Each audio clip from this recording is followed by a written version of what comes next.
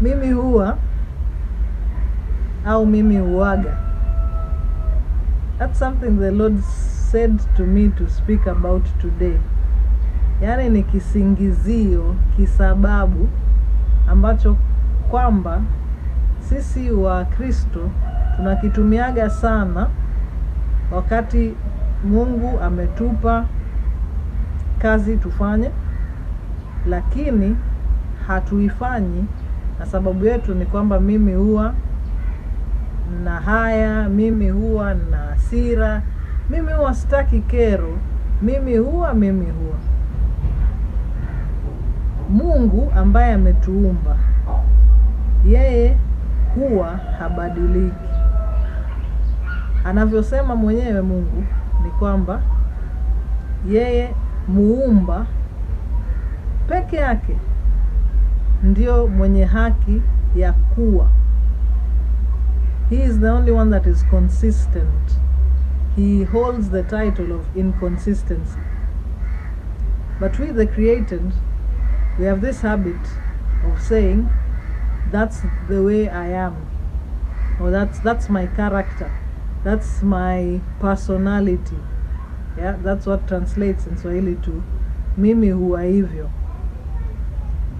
Mimi huwa na hasira, nikienda practice mtu aniongeleshe vibaya, I will be moody for the rest of the afternoon. So are you moody? Mi huwa hivyo. Au unapewa kazi ufanye, hufanyi. Mi huwa sipendi kusoma vitabu, ama mimi huwa siko spiritual hivyo. Leo tuko na mkutano wa maombi, lakini mimi huwa naimba. Kama ni nyimbo nitaimba, lakini kuomba ise ngumu. Mimi huwa. Sasa the challenge is, are you going to insist on your right to be at fault? That's the question. Yesu akanipa mfano kwenye kitabu cha Yohana mlango wa 5. Kuna jamaa alikuwa paraplegic, kiwete, mlemavu, miaka 38. Amekaa nje ya kile kidimbwi, the pool of Bethesda. Sasa kwa kawaida Mungu huwa alikuwa akituma malaika anasumbua yale maji. Akiyasumbua, ambaye ataingia kwenye dimbwi hilo wa kwanza atapona. Lakini siku hii Yesu hakutuma malaika. Get this. Alikuja mwenyewe akamuuliza yule baba, unataka kupona?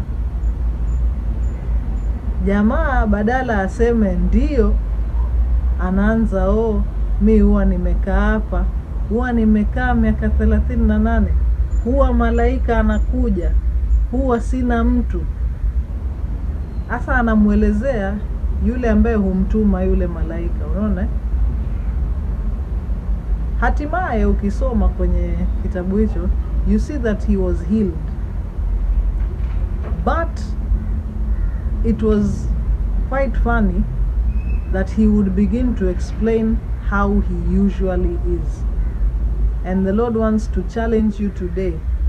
What is it you need to stop being? What is it you need healing from? Whether it is physical, whether it is in your attitude, whether it is in your spirit man. We huwa hauko hivyo. Manake alipokuumba hakukuumba hivyo.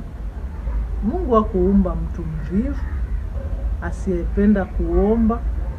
Mungu aliumba binadamu kwa madhumuni ya kuwa na ushirika pamoja naye. Kwa hiyo ideally huwa mimi na wewe tunafaa kuwa na ushirika na Mungu. Mfano mwingine kanipa Luke chapter 13. Na huwa kuna jogoo na wika mimi nikianza kuongea. Luke chapter 13 Alafu kuna Luke chapter 18, 2 women, one with the issue of blood, Luke 18. She had this issue for 12 years. But one day she understood, mimi huwa siko hivi. Mimi huwa sio lazima niwe mgonjwa. Mimi ninataka kupona. And what did she do? She pressed in until she touched the hem of Jesus' garment.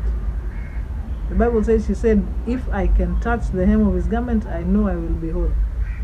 And she was made whole.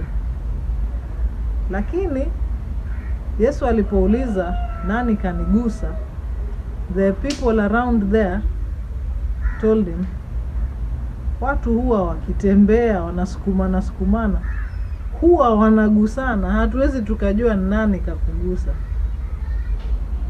Lakini this is what the Lord said to me, wakati ukinitafuta na ukanigusa kwa imani, huwa nitasimama, huwa nitajua, huwa nina pay attention. Which is why the Lord Jesus called for that woman who touched him, and he said to her, your faith has made you whole. I want to challenge you in the name of Jesus. Huwa kuna habit gani umejaribu kuachana nayo imekushinda? Unajaribu kuomba kila siku consistently, unashindwa. Unajaribu kuwa mwaminifu katika kutoa, unashindwa. Unajaribu kucultivate tabia ya kupenda uwepo wa Mungu, inakushinda. Ibilisi anakuambia, we huwa ni mwanamuziki, we huwa mpaka utumbuizwe kidogo ndio uwepo ushuke. Hapana, hauko hivyo. Mungu anasema yeye ndio huwa mwenye kufanya wewe kuwa. Kwa hivyo kuwa huru katika jina la Yesu. Kuwa huru, like the woman in Luke 13 also. Jesus looked at her and said, woman, thou art loosed. Alafu binadamu tulivyo tukasema, huwa sabato watu hawaponi. Hapana, lolote linaweza kutendeka. Mungu analifanya ambalo huwa likawa, na asilokuwa pia yeye ndio analifanya likawa. Kwa hivyo mimi huwa nampenda Mungu. Mimi huwa hata wewe nakupenda, na kujali mwanamuziki mwenzangu, na kujali na kuomba tuanze kutafuta uso wa Mungu consistently, authentically, alafu uone vile Mungu huwa.